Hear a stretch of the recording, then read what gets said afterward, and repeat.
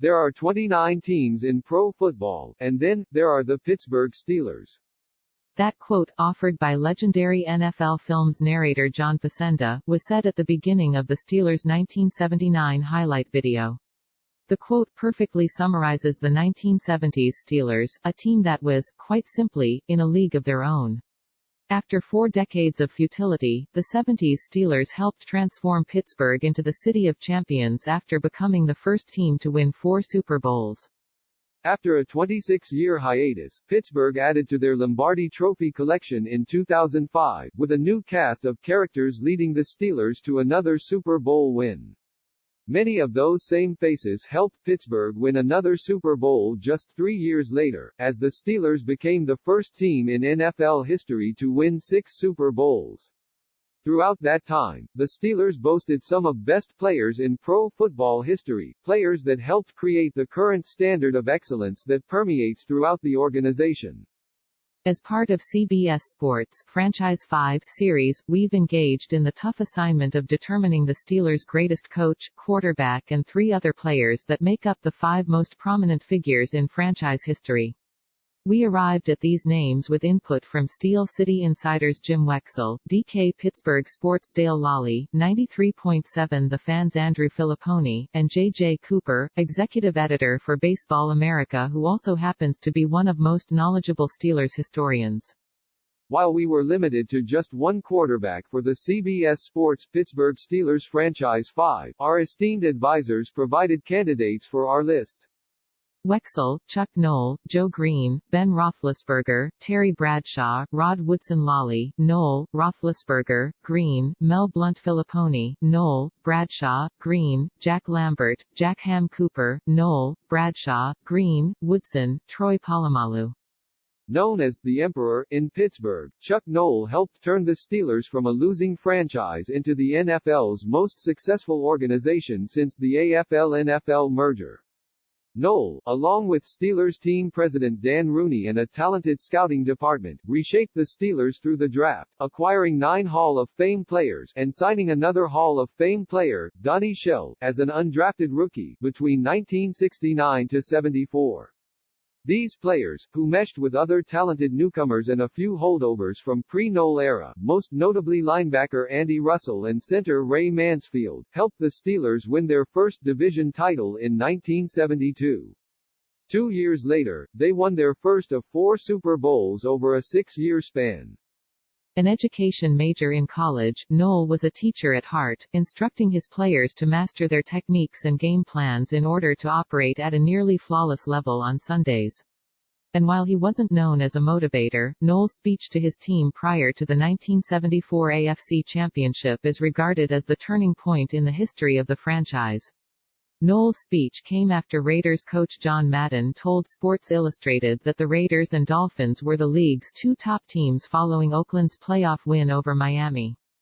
Gary M. Pomerantz described the scene in his book, Their Life's Word, The Brotherhood of the 1970s Pittsburgh Steelers. The inspired Steelers wiped out the Raiders, 24-13, to advance to their first Super Bowl. Noll, the coach of the Super Bowl's Golden Anniversary team, went on to become the first coach to win 4 Super Bowls and, a year after he retired, received induction into the Pro Football Hall of Fame. The Steelers had some very good teams from 1984 to 2003, but were unable to add to their Lombardi Trophy collection during that span largely because of the quarterback position. While Neil O'Donnell and Cordell Stewart led the Steelers to 4 AFC title games between 1994 to 2001, Pittsburgh came up short in 3 of those games. And after defeating the Colts in the 1995 AFC title game, 3 O'Donnell interceptions largely contributed to Pittsburgh's loss to Dallas in Super Bowl 30. Pittsburgh's championship drought shortly ended after the team drafted Ben Roethlisberger in 2004. As a rookie, Big Ben helped lead the Steelers to a 15-1 record and trip to the AFC title game. But after a tough showing against the Patriots in the AFC Championship, Big Ben vowed to get the Steelers to the big game in 2005, coaxing Jerome Bettis to delay retirement another year. Roethlisberger backed up his talk with his play, leading the Steelers to 3 road playoff wins before Pittsburgh defeated Seattle in Super Bowl 40. 3 years later, Roethlisberger led the Steelers to their sixth Super Bowl win, throwing the game-winning touchdown pass to Antonio Holmes in the final minute of Pittsburgh's win over Arizona in Super Bowl 43. After helping lead the Steelers to another Super Bowl in 2010, Roethlisberger has rewritten the Steelers' record books. The franchise's all-time leader in just about every passing category, Big Ben is 8th all-time in career passing yards, 56,545, and 9th with 363 career touchdown passes. His 157 career victories as the Steelers' starting quarterback is the sixth highest total in league history. Regarded as the greatest player in franchise history, Green's number 75 was officially retired by the team in 2014. Chuck Noll's first ever draft pick, Green immediately added a spark to a Steelers franchise that sorely needed one. A two-time Defensive Player of the Year, Green was virtually unblockable during his heyday, as his lethal combination of speed and power made him a regular in opposing backfields. Green's greatness was complemented by a group of defensive teammates that became known as the Steel Curtain. With Green leading the way, Pittsburgh's defense, a unit that also included L.C. Greenwood, Dwight White, Ernie Holmes, Dwight White, Jack Lambert, Jack Ham, Andy Russell, Mel Blount, Mike Wagner and Donnie Shell, shut out the Vikings' offense in Super Bowl IX. While running back Franco Harris was the game's MVP, Green put up a convincing argument, as he came down with a key interception as well as a fumble recovery near Pittsburgh's goal line. Green continued to grow as a leader as the Steelers' championship run continued, as he became the face of arguably the greatest dynasty of the Super Bowl era. The Steelers traded up in the 2003 NFL Draft to land Troy Polamalu, but if an offseason deal with free agent Dexter Jackson hadn't fallen through, Pittsburgh wouldn't even have been in the market for a safety. But Jackson signed with the Cardinals, and the Steelers moved up from number 27 to number 16, and all it cost them was the 92nd and 200th picks to grab the Hall of Famer.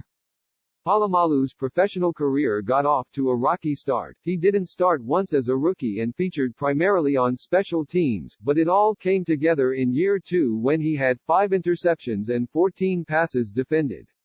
For much of the next 11 seasons he always one of the best players on the field, coming up with career-defining plays in seemingly every big game.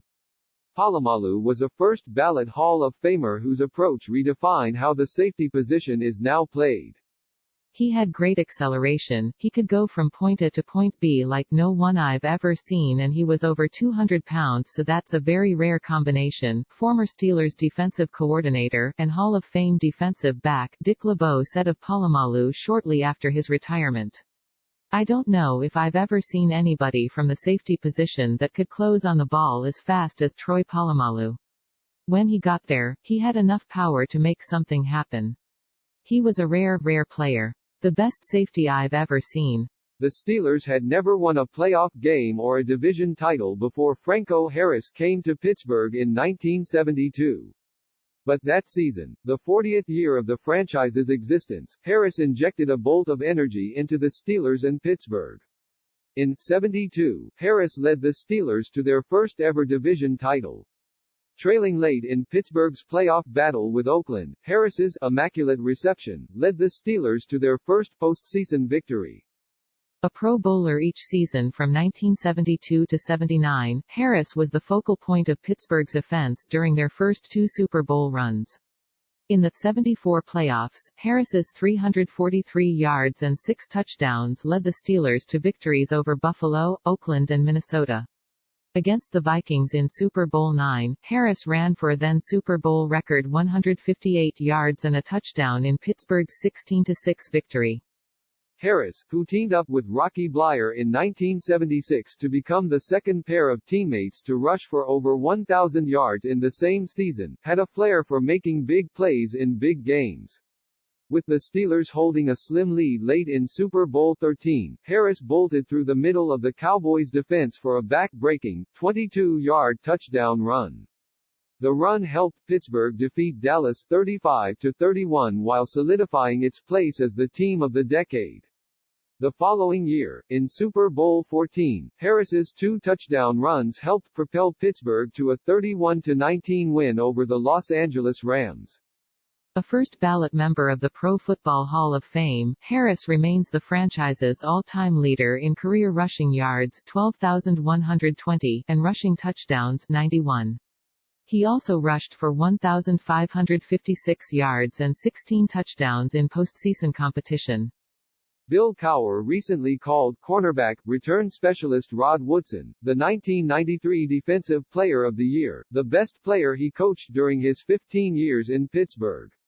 Other players that received consideration include quarterback Terry Bradshaw, cornerback Mel Blount and linebackers Jack Lambert and Jack Ham.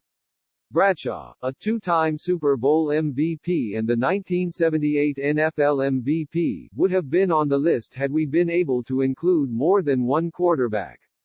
Blount, the 1975 Defensive Player of the Year, was so dominant that the NFL changed the rules regarding pass coverage in 1978. Lambert, one of the most intimidating figures in NFL history, was named the Defensive Player of the Year in 1976. Tony Dungy, a Hall of Fame coach and former Steelers cornerback, once called Ham the best outside linebacker he has ever seen.